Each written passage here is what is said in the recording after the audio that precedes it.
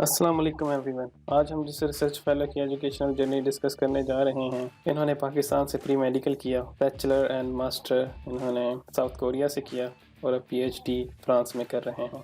आइए उनकी स्टोरी सुनते हैं। अस्सलाम वालेकुम बकर भाई, कैसे हैं? जॉब कैसी जा रही है? वालेकुम सलाम। अल्लाह का शुक्र, सब सही। तो इस डिस्कशन में हम दो चीज़ों पे बात करेंगे।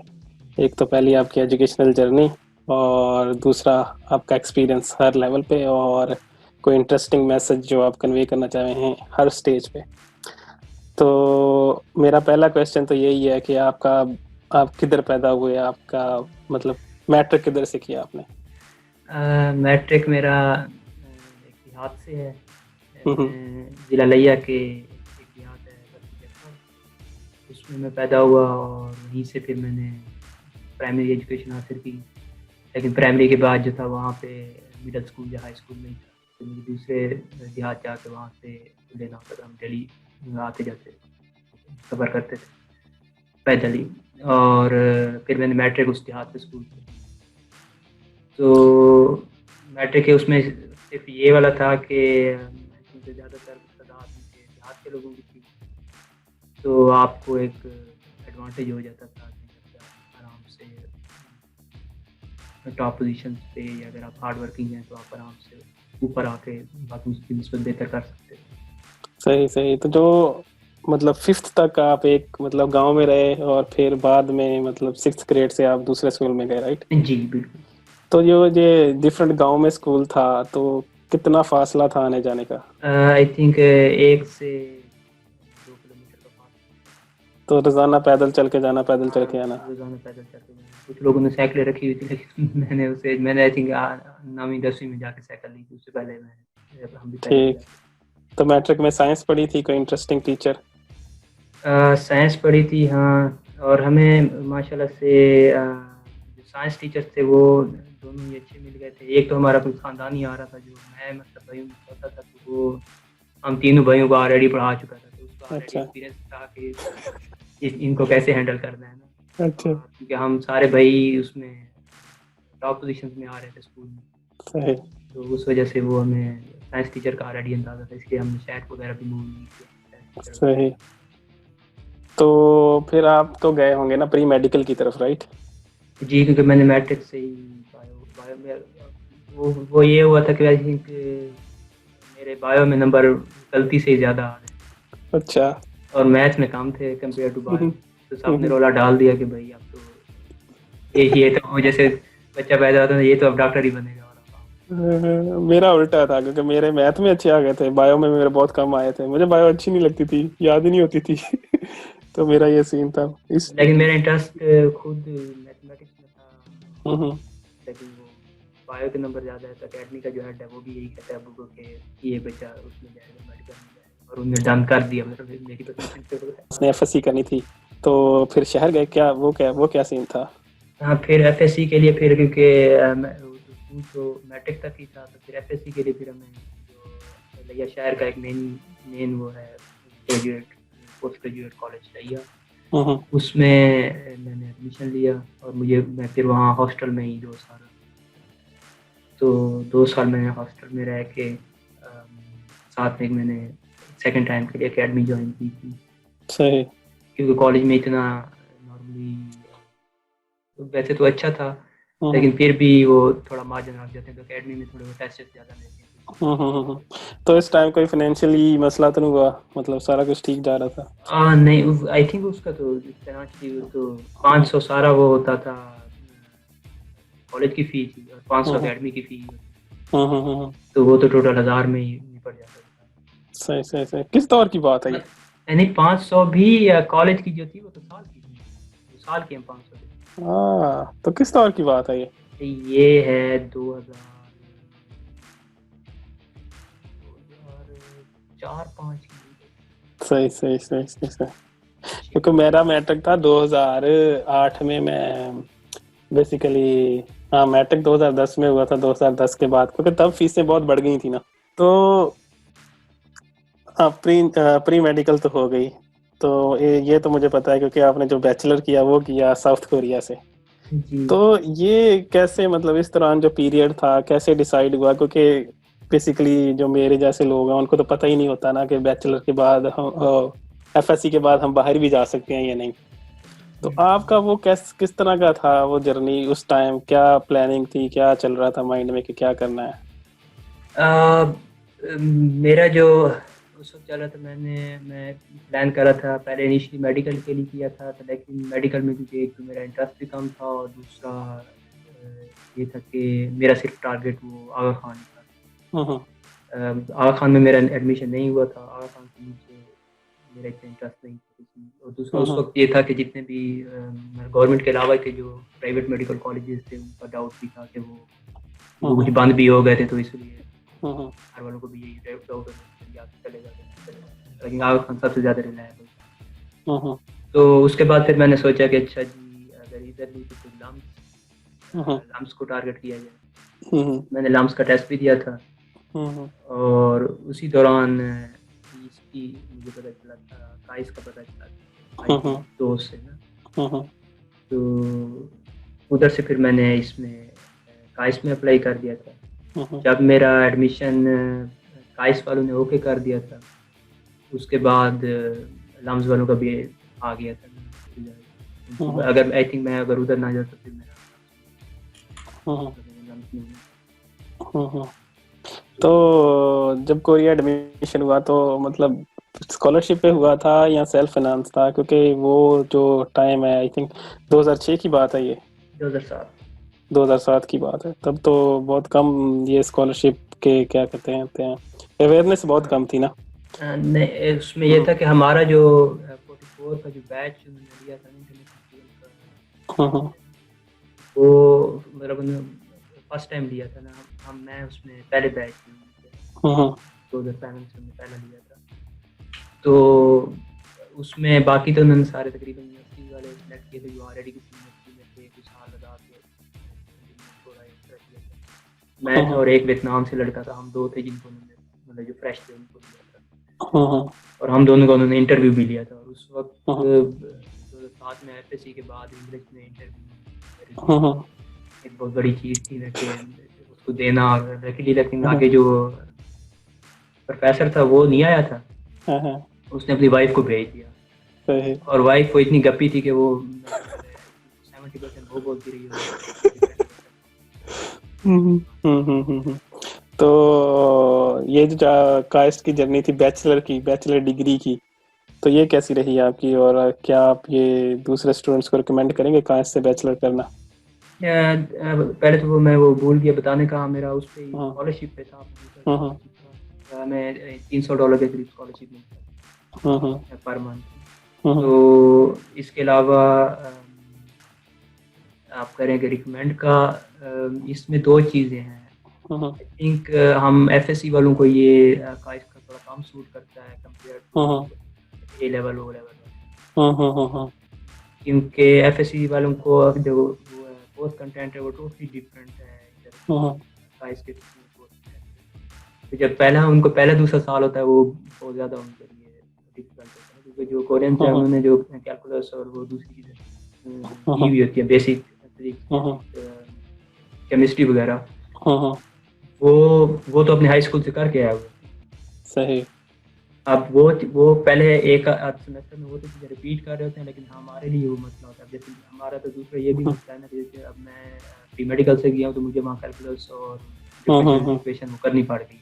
तो ये क्यों, मतलब हमारे यूजुअली इधर मेडिकल कॉलेजेस में तो ऐसे नहीं करवाया जाता है। उनका ये था कि बेसिक सबकी एक सी जो इवन जो इंजीनियरिंग वाले थे उनको भी वो बायो करवाते थे, कि उस हम्म उनका पर्पज़ ये था कि अगर फ्यूचर में अगर आप जाके कोई इंटरडिसिप्लिनरी हम्म रिसर्च करते हैं या फील्ड में जाते हैं तो आपको हम्म दोनों मतलब सब चीज़ सुना। उसमें हमें जैसे प्रोग्रामिंग कराई जाती थी, हम्म बायो भी पढ़ाई जाती थी और फिजिक्स केमिस्ट्री और साथ में मैथमेटिक्स। हम्म तो सारी चीज़ें आपको कराते हैं, उसके बाद आपने डिसाइड करना। उनका तो वो इंटरेस्टिंग ये था कि उनका मेजर भी आपने खुद चूज़ करना था, उनकी तरफ से कोई रिस्ट्रिक्शन नहीं है। सही सही सही। तो ये तो आई थिंक बहुत अच्छी बात है अगर कोई स्टूडेंट इस रूट पे आ जाता है। और इस तरह अगर उसको बैचलर की डिग्री करने को मिलती है तो उसके आई थिंक बैचलर के बाद तो उसके पास बहुत सारी अपॉर्चुनिटीज होंगी एज कम्पेयर टू पाकिस्तान के। हम मैकेनिकल में चले गए, इलेक्ट्रिकल में चले गए, बस फिर उसी फील्ड में आगे जाएंगे, राइट। मैं इसमें दो, एक तो ये था कि जैसे हम मेजर कोई चूज करते तो हमें तीसरे से चौथे साल तक मतलब मार्जिन होता कि आप अगर चेंज करना चाहें तो कर सकते हैं, और आप अगर एक मेजर के साथ दूसरा मेजर चलाना चाहें वो भी कर सकते हैं। डबल मेजर ही किया था, तो उसमें ये भी मार्जिन है, आप दो मेजर भी कर सकते हैं, उसके बाद आप देख सकते हैं कि आपको कहाँ ज़्यादा बेहतर लगता है। और बाकी ये है कि उसमें अपॉर्चुनिटीज तो ऑब्वियसली ज़्यादा हो जाती हैं क्योंकि शायद से उसकी रैंकिंग अच्छी है, तो उस वजह से आपको आपके लिए इवन अगर आप कहीं और भी ना जाए तो आपके लिए कोरिया में ही और दूसरी यूनिवर्सिटी में इतनी ज़्यादा फैसिलिटीज हो पाती, क्योंकि ये कोरिया की नंबर 1 यूनिवर्सिटी है ऐसे टेक्नोलॉजी, तो उस वजह से फिर आपको बाकी यूनिवर्सिटियाँ आपको वैसे ही ले लेती हैं, इवन आप कंपनी के लिए भी जा सकते हैं। सही सही। तो जो स्कॉलरशिप मिलता है एक अंडरग्रेड स्टूडेंट को उधर, तो वो काफ़ी होता है रहने के लिए या उसके साथ कुछ और भी करना पड़ता है? नहीं, काफ़ी ही होता है। हम में से तो आज तक जितने भी अंडरग्रेड हैं किसी ने कोई पार्ट टाइम जॉब इस तरह नहीं किया, सब सफिशिएंट ही हुआ है। उसमें यही होता है कि जो हमें शुरू में किताबें खरीदनी पड़ती हैं ना अंडरग्रेड में, प्रॉब्लम यही है कि उसको है सारा कोर्स सर, तो उसमें आपको किताबें खरीदनी पड़ती हैं, और उनके क्योंकि यूनिवर्सिटी की रैंकिंग वगैरह अच्छी है, टॉप यूनिवर्सिटी है, तो उस वजह से ये है कि वो जो बुक्स यूज़ कर रहे थे वो अपडेटेड वर्जन, वो पुराने वर्जन लाइब्रेरी से भी निकाले वो वर्जन, तो उस वजह से हमें हर बार बुक नहीं खरीदनी पड़ती। खरीदने से जो हमें वो सेमेस्टर के शुरू में अपना आपको कुछ सेविंग करनी पड़ती थी, लेकिन उसके बाद आपके लिए आई थिंक $300 अंडरग्रेड के लिए मेरा है, तो वो तो थोड़ा मुश्किल था, लेकिन हो जाता था गुजारा, लेकिन अब वो भी बढ़ा दिया उन्होंने, 350 कर दिया। यानी कि फाइनेंशियल इश्यूज नहीं होते अगर किसी का बैचलर में एडमिशन हो जाता है तो उसको फाइनेंशियल इशू नहीं होता है। हाँ, अभी तक तो सब ने सबने इंडिपेंडेंट किया है, मतलब पेरेंट्स से मिलाए बगैर। सही सही। तो चलो आपकी उधर से बैचलर डिग्री हो गई, तो बैचलर डिग्री के बाद आपका मास्टर भी उधर से है, तो बैचलर डिग्री के बाद का सफ़र और मास्टर के स्टार्ट का सफ़र, वो पीरियड की फीलिंग कुछ बताएं मुझे, वो क्या था? मतलब मास्टर ही क्यों सिलेक्ट किया, जॉब की तरफ क्यों नहीं गए? एक फैक्टर जॉब की तरफ शुरू से इंटरेस्ट थोड़ा कम था क्योंकि मैं एकेडमिया में ही रहना चाहता था, और दूसरा ये था क्योंकि मैंने 2 मेजर किए थे, बायो एंड ब्रेन इंजीनियरिंग और बायोलॉजिकल साइंस, तो लकीली उधर ही साथ में एक और सिटी था देगू, उसमें वहाँ एक नई यूनिवर्सिटी ओपन हुई थी, और उसका उन्होंने फर्स्ट टाइम मतलब पूरे कोरिया में ये ब्रेन साइंस का डिपार्टमेंट ओपन किया। अब ब्रेन साइंस का डिपार्टमेंट होने की वजह से ना, मतलब इससे पहले कोई ब्रेन साइंस के लिए स्पेसिफिक डिपार्टमेंट नहीं था। मेरा बैकग्राउंड इस तरह का बन रहा था कि बायो एंड ब्रेन इंजीनियरिंग एक साइड पे, साथ में बेसिक साइंसेस की 2 डिग्रियां हैं, तो वो बड़ा मुझे उस लिहाज से लग रहा था कि मैं इवन इंटरव्यू में वो मुझसे कह रहे थे कि इसकी क्या गारंटी है कि तुम आओगे। अच्छा। तो क्योंकि उनको ये था कि एक तो ये उससे वाइस से है, तो ये पता नहीं आएगा या नहीं आएगा, एटलीस्ट मुझे मेरा इंटरव्यू में ये 100% श्योर था कि मेरा पक्का है। दूसरा ये था कि उसको एक हेड जो थी वो अमेरिकन प्रोफेसर थी, वो उसको लीड कर रही थी डिपार्टमेंट को, तो उन्होंने सब कुछ जो सिस्टम था वो अमेरिकन सिस्टम की बेस पे रखा, जैसे आप लैब खुद चूज कर सकते हैं, आप 1 महीने एक लैब में लगाएंगे, 1 महीने दूसरी लैब में, इवन मास्टर लेवल पे ही हो रहा है, पूरे की दूसरी यूनिवर्सिटी में ऐसा नहीं है कि आप लैब खुद चूज कर। सही। तो उसका मुझे एडवांटेज हुआ, तो मैंने खुद लैब चूज की। सही। और दूसरी बात, जब बंदा कायस से अंडरग्रेड करता है और एक बंदा पाकिस्तान से अंडरग्रेड करता है, तो आप किस तरह उसको वे करते हैं, मतलब किस तरह उसको वेटेज देते हैं कि किस तरह? इसका तो क्योंकि मैंने पाकिस्तान से नहीं किया अंडरग्रेड, तो मुझे तो पाकिस्तानी यूनिवर्सिटी से इतना अंदाजा नहीं होगा, उसका तो मेरे ख्याल आप ही बेहतर है। लेकिन नहीं, एक बात तो सिंपल क्लियर है कि इंटरनेशनल यूनिवर्सिटी से बैचलर किया हो या अपने मास्टर्स किया हो, नो डाउट वो वेटेज तो रखता है, ठीक है। और पाकिस्तान में एक दूसरी बात ये भी है कि ज़्यादातर जो है कॉन्फिडेंस लेवल का इशू आ जाता है, और जब आपने काइस से बैचलर किया था तो आपको क्या लगता है कि अपॉर्चुनिटीज जो हैं वो बंदा ज्यादा कॉन्फिडेंट होता है उस मामले में, अपॉर्चुनिटीज ज्यादा होती हैं उसके पास, तो मतलब वो किसी भी तरफ निकल सकता है उधर से? क्योंकि पाकिस्तान से डायरेक्ट फॉर एग्जांपल किसी भी कंट्री अप्लाई करना बैचलर के बाद थोड़ा डिफिकल्ट होता है। इस केस में ये है कि स्पेशली काइस का तो ये एडवांटेज है ना कि आपको कंपनीज इवन बगैर जीपे की बेस पे भी हम्म अगर काइस में आपका जीपे कम भी आया है तो आप कंपनीज ले लेंगे क्योंकि वो काइस एज ए ब्रांड ही चलता है हम्म और किसी दूसरी यूनिवर्सिटीज में भी आपको पता होता है कि अच्छा मैं काइस से ना भी करूँ तो मैं दूसरी यूनिवर्सिटी आराम से एडमिशन ले सकता हूँ और आप काइस से भी कर सकते हैं या उसके ऊपर SNU है वो भी एडमिशन तो उसमें आपको ये तो श्योर होता है कि मुझे जॉब के लिहाज से कोई मसला नहीं बनेगा या स्टडी इवन वहाँ आई थिंक 28 के करीब रिसर्च सेंटर्स हैं तो वहाँ भी एज ए रिसर्चर के तौर पर काम कर सकते हैं तो आपके पास आपको मतलब आप मेंटली तौर पे आप रिलैक्स होते हैं, आपको ये टेंशन नहीं उसके बाद मतलब ये तो सारी कोरे इसके बाद आपकी जाहिर सी बात है बाहर पूरी ऑप्शन अमेरिका सही सही सही।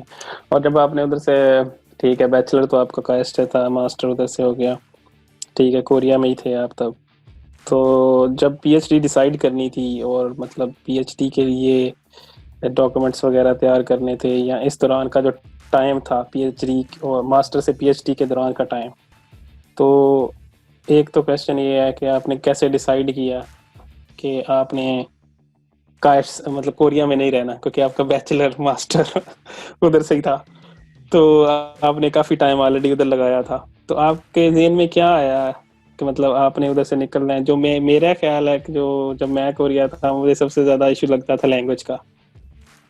आपको क्या लगता है आपने क्यों नहीं उधर से मतलब आगे स्टडी परस्यू की PhD की? मेरे केस में एक तो ये था कि वही ज्यादा एक जगह पे ज्यादा स्टे वाला था और ऊपर से आपको लोगों के वो मेरे भी मार तो एक तो ज्यादा स्टे वाला था, दूसरा ये था कि कोरियन प्रोफेसर्स की जो होती है ना साइकी थोड़ी वो भी काफी हद तक समझ आ गई थी क्योंकि मैंने 3 से 4 लैब्स में काम किया हुआ तो वो ज्यादा मतलब वो खुशी होते हैं कि आपको काम कुछ करते रहते हैं। PhD का भी ड्यूरेशन कोई फिक्स नहीं है, वो इवन 5 ईयर 6 ईयर होती है, एक पाकिस्तानी भाई तो 7 ईयर में भी कर देते हैं तो एक बंदे को वो भी लगा रहता है कि यार कितने साल लगवा तो उस वक्त बंदे का होता है आई थिंक पहला दूसरा साल तो PhD का थोड़ा आसानी से गुजर जाता है पहला साल फिर जो एक टाइम आता है फिर आप उसमें तो मैंने खुद लोगों को देखा था वहाँ तो वो काफी स्ट्रेसफुल लाइफ से गुजर रहे थे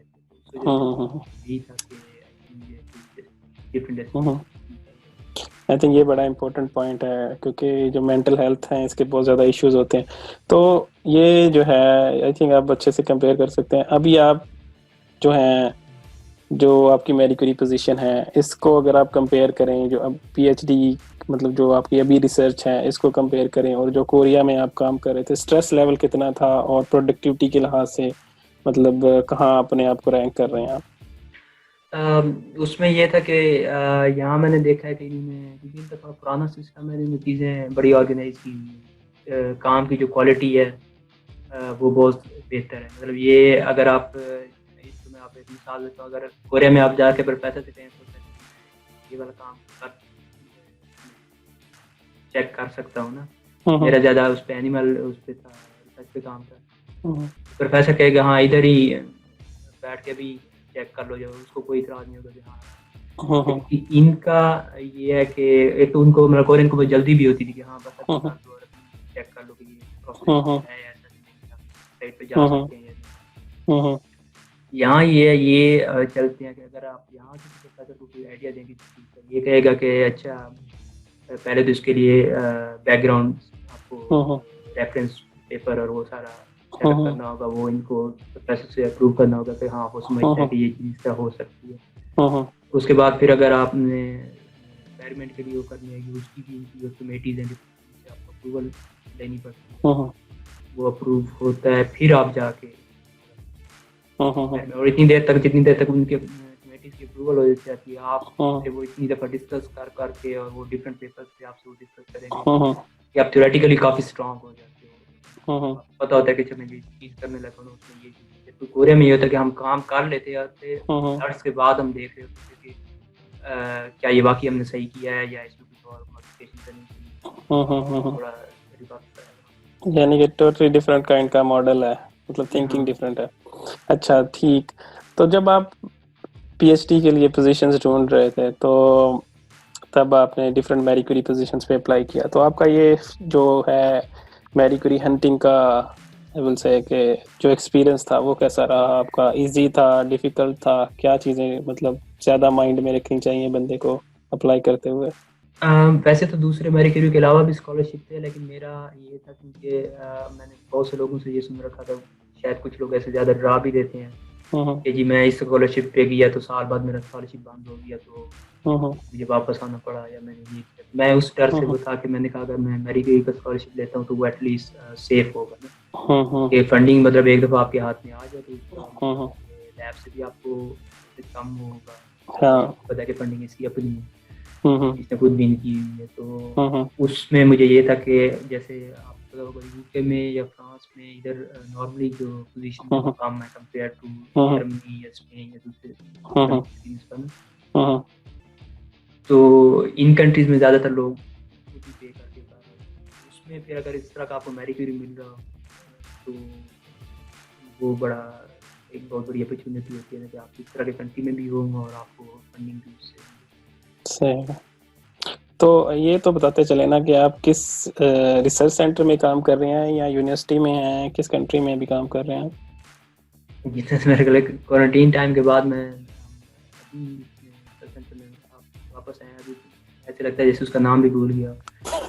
तो ये है IGPMC है इधर का, जैसे मैक्स फ्रांस है ना इसके जर्मनी के, तो ये फ्रांस हम्म, का उस तरह का एक है जिनोमिक रिसर्च के लिहाज सही। से। इनका मतलब नॉर्मल अगर आप यूनिवर्सिटीज़ के स्टूडेंट्स और इनको देखें तो इनमें थोड़ा क्वालिटी बहुत हाई है कंपेयर टू जो नॉर्मल अगर यूनिवर्सिटी के डिपार्टमेंट्स। हम्म, तो इधर का मुझे ये भी फ़ायदा हुआ है कि मेरी जो पोजीशन मुझे मिली है ना वो रिसर्च सेंटर में ही मिली है। सही। तो रिसर्च सेंटर जो है वो किसी यूनिवर्सिटी से लिंक है, क्योंकि आपकी पीएचडी की डिग्री भी होगी ना? हाँ ये यूनिवर्सिटी ऑफ स्ट्रासबर्ग से लिंक है। सही। बेसिकली यूनिवर्सिटी ऑफ स्ट्रासबर्ग जो है वो इन्होंने पहले 3 यूनिवर्सिटी थी उनको कंबाइन किया ना, पूरे हम्म, स्ट्रासबर्ग में 3 यूनिवर्सिटी थी, उन्होंने तीनों को कंबाइन करके एक यूनिवर्सिटी बना दी। हम्म, तो अब उसका ये सिलसिला है कि किसी कहीं एक कैंपस कहीं पे है, एक कैंपस फिजिक्स का हम्म, जैसे कहीं पे है, केमिस्ट्री का कहीं पे है। हम्म, तो लेकिन ये है कि उसका अब ये है कि इसमें नाम में अब क्या आता है 24 या 27 इनके नोबेल लॉरिएट है ना इस हम्म, यूनिवर्सिटी में। हाँ, फिर तो ठीक है, फिर तो तो काफी अच्छी है। हाँ ये क्योंकि इसमें रैंकिंग का यूनिवर्सिटी ये नहीं पता है कि हम्म, क्वालिटी या हम्म, सही। तो अभी तक आपका जो ये मैरी क्यूरी का एक्सपीरियंस है, ये कैसा रहा है? नो डाउट ये जो कोविड की वजह से इफेक्ट तो हुई हैं चीज़ें, मगर अभी तक कैसा एक्सपीरियंस है आपका? अभी तक तो मेरा ये दूसरा साल है ना। हम्म, तो मैरी क्यूरी का एक तो ये एडवांटेज होता है कि इसकी सैलरी आपको इनफ होती है आपकी लिविंग के लिए और बड़ी अच्छी सैलरी होती है। हम्म, और यहाँ के मुताबिक क्योंकि फ्रांस में सैलरीज कम है हम्म, उसकी पोस्ट डॉक्स जो उनकी, तो ये हमें मैरी क्यूरी की जो PhD में मिलती है ये तकरीबन इतनी है जितनी पोस्ट डॉक्स को मिलती है। हम्म, एक तो वो आपको एडवांटेज हो जाता है कि आप मेंटली तौर पे फाइनेंशियली लिहाज से बिल्कुल रिलैक्स हो जाते हो, तो आपको एटलीस्ट कोई टेंशन नहीं है। हम्म, दूसरा ये एडवांटेज मुझे रहा कि जैसे ये ट्रांसपोर्ट में आया तो अगर मैं पेरिस में होता तो वो ज़्यादा एक्सपेंसिव है, हम्म, तो पेरिस में लिविंग होगी 600 से 800 डॉलर हम्म, मिनिमम, और हम्म, यहाँ आपको 300-400 हम्म, डॉलर या यूरो में पहले तो इतने में आपको लिविंग मिल जाती है ना, तो आपको सही। ये भी काइंड ऑफ एडवांटेज है। हम्म, और दूसरा स्टडीज़ के लिहाज से ये है कि मैरी क्यूरी फंडिंग का ये एडवांटेज है कि आप डिफरेंट कॉन्फ्रेंसेज वर्कशॉप्स और वो सारा आप उनकी हम्म, फंडिंग पे ही जहाँ भी जाना हो आप सिर्फ प्रोफेसर को बताते हैं, प्रोफेसर को कोई मसला नहीं होता, कोई हम्म, फंडिंग तो मैरी क्यूरी ने देनी है तो वो अलग हम्म, से होकर कर देते हैं। तो हम्म, उसका फायदा ये हुआ कि मैंने डिफरेंट वर्कशॉप पे मैं गया हूँ, समर स्कूल अटेंड किया था। और इसके अलावा जो हमारे अपने जो उसका न्यूमेरिकल ग्रुप है उसकी भी मीटिंग्स वगैरह होती रहती हैं। इसके अलावा आपको इस पूरी जो मतलब जो पूरा ग्रुप है उसमें 14-15 प्रोफेसर्स भी होते हैं। आप उनमें से किसी से भी कम्युनिकेट कर सकते हैं, उनके एक्सपीरियंस से आप फायदा उठा सकते हैं। तो उस लिहाज से ये बहुत ही बेहतर है कंपेयर टू नॉर्मल। हाँ, ये तो मैं एग्री करूँगा, क्योंकि इसमें डिफरेंट पार्टनर्स होते हैं तो आपका जो नेटवर्किंग है वो स्ट्रांग हो जाती है। जी। तो आई थिंक अपॉर्चुनिटीज़ जो हैं पीएचडी के बाद अगर आप मूव करना चाहें किसी और कंट्री में, आई थिंक तो वो ज़्यादा आई थिंक स्ट्रांग हो जाती हैं। अच्छा, यानी कि ये तो ठीक हो गया। और दूसरी बात ये है कि इधर पाकिस्तानी कम्युनिटी है या नहीं, क्योंकि कास्ट में तो पाकिस्तानी कम्युनिटी बहुत अच्छी थी और बहुत कुछ सीखने को मिला। मेरी लकीली मुझे ये तो यहाँ भी पता नहीं। तो यहाँ पे कोई जब मैं तो 20 लोग होंगे आई थिंक जो एचईसी के थे ना। असल में ज़्यादा एचईसी के हैं, इनमें मैं ही था जिसकी मेरी अपनी फंडिंग के बाद सारे एचईसी के थे। सही। तो वो सारे अभी उसमें से कुछ ग्रेजुएट होकर जाना शुरू हो गए हैं, लेकिन हमारा ग्रुप वगैरह भी बना हुआ है। या कोरोना ने मत मार दिया, वरना हमारी गैदरिंग वो सारा बड़ा अच्छा चलता था। सही, आई थिंक ये ब्लेसिंग है कम्युनिटी, पाकिस्तानी कम्युनिटी। हाँ, क्योंकि जब मैं शुरू में आया तो वो मुझे रेजिडेंस के लिए स्टूडेंट होम के थ्रू मिल गई थी। वो मुझे वहाँ से जोड़ दिया था। यहाँ का सबसे बड़ा मसला ये होता है आज भी आपको रेजिडेंस के लिए वो कहते हैं कि ग्रंटर हो। हाँ, डिफिकल्ट है। ग्रंटर ना हो तो फिर आप और प्रॉब्लम हो जाती है, फिर आपको पैसे देते हैं। नहीं तो फिर ये स्टूडेंट रेजिडेंस है उनमें आपको थोड़ा बचाव हो जाता है। सही सही सही, ये तो है, ये सारी चीज़ें तो हाँ मैटर करती हैं। ठीक, बकर भाई लास्ट क्वेश्चन, मेन चीज़, अब आप मैसेज क्या देना चाहेंगे आज के वर्ल्ड के स्टूडेंट्स को, ताकि वो आपकी एग्जांपल फॉलो कर सकें। आपकी एग्जांपल तो सामने है, ठीक है, आप गांव से स्टार्ट हुए, ठीक है, दूसरे गांव जाते थे और फिर आपका बैचलर और फिर मास्टर और सारा कुछ, ये तो मतलब आई विल से इम्प्रेसिव है जिस तरह आपने किए हैं सारे कुछ। तो मैसेज में मुझे आई थिंक यही लगता है कि हमारे पास डिफरेंट रास्ते होते हैं, लेकिन हम खुद उनको अवेल नहीं करते ना। और एक जो सेकंड वो चीज़ है कि लोगों ने ऊपर ही हमारे वो ऑलरेडी एक काइंड ऑफ हमें रिस्ट्रिक्शन लगाई हुई थी कि नहीं इधर ना जाना, इधर ये मत। उनमें से मेजॉरिटी जो होती है वो नाकाम लोग होती है। वो हमें मिसाल भी देंगे तो उसकी जो वो फलां गया था वहाँ से उसको वहाँ गया था उसको वहाँ फंडिंग का मसला हो गया। वो बिल्कुल वो चंद माइनर परसेंटेज होगी जो बाकी सबके साथ। अब जैसे मेरे केस में मुझे इनिशियली 2 साल का कॉन्ट्रैक्ट मिला था, लेकिन मुझे ये कोई टेंशन नहीं है उसके बाद प्रोफेसर की तरफ से और एक्सटेंशन मिल जाएगी या कोई अपॉर्चुनिटीज आगे निकल आती हैं। सिर्फ हमने अपना वो उसमें से वे ढूंढना। यही मेन चीज़ है। इसीलिए तो मैंने ये जो है अपने फ्री टाइम में, एक्चुअली मेरा ये जो बड़ा क्रिटिकल टाइम चल रहा है, बट फिर भी मैंने सोचा कि क्यों ना फ्री टाइम में एटलीस्ट किया जाए, ताकि क्योंकि मैसेज हमारी वजह से किसी का भला हो सकता है। हाँ, क्योंकि मैसेज बहुत सारे रिसीव होते हैं। मेन मसला ये होता है कि उनके पास सारा कुछ होता है, प्रोफाइल अच्छी होती है, मेन चीज़ कॉन्फिडेंस का होता है, एग्जाम्पल नहीं दिख रही होती ना उनको कि हाँ बंदा इधर इधर से ये रूट फॉलो करके गया है, तो अगर मैं भी फॉलो कर लूँ तो मैं भी जा सकता हूँ। तो मुझे कॉन्फिडेंस का ये था कि जब मैंने पहली दफ़ा अप्लाई किया था तो मतलब पीएचडी के लिए मुझे ट्रेन से एक ऑफर आई थी, तो उन्होंने मुझे इंटरव्यू कॉल की थी। तो मैंने ये सोचा कि अगर इंटरव्यू के लिए हो सकता है, इसका मतलब है आपका एडमिशन ही हो सकता है। उसके बाद फिर मैंने ज़्यादा पोजीशन पे अप्लाई किया। ऐसे ही कॉन्फिडेंस होना चाहिए, एग्जाम्पल सामने होनी चाहिए। ठीक है बकर भाई, thank you so much for your time.